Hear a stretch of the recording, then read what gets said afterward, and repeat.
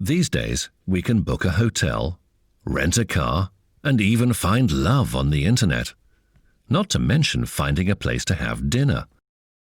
There are so many places to eat in the UK that before going to a cafe or restaurant, we should decide what cuisine we want. In London, there are cafes that serve traditional food such as fish and chips, as well as exquisite dishes of national cuisine of different countries. Of course, as soon as we get to the UK, we want to taste something traditional first. We can do that in various fish and chip shops or pie and mash shops. Some British people think that food should be filling and nutritious. Of course it should. A light salad is not enough to feed your hunger in such a wet and cool climate. Meat, fish and vegetables are the basis of British cuisine. The UK was a colonial power for centuries. It was so extensive that there was always at least one part of their territory that was in daylight. That influenced British cuisine too. Today, few people know that tea was a Chinese drink, not a British one. In London, we can try traditional food from former British colonies. The streets are full of cafes with Asian and Mediterranean cuisine.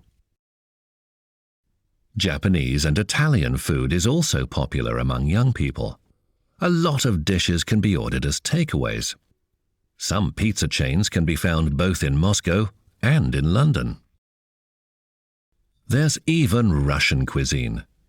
It can't only be found in special restaurants, but even in shops and supermarkets that sell everything to cook Russian dishes. There are also lots of unusual restaurants in the UK to attract tourists. In London, you can eat in total darkness.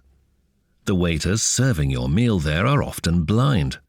Instead of focusing on the restaurant interior or other visitors, you'll sharpen your senses of taste and smell.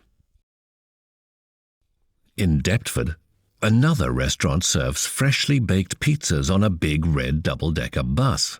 What a good idea, combining a traditional British means of transport with traditional Italian food. In Norwich, we can eat in the reading room of a library. One of its restaurants is designed as a library.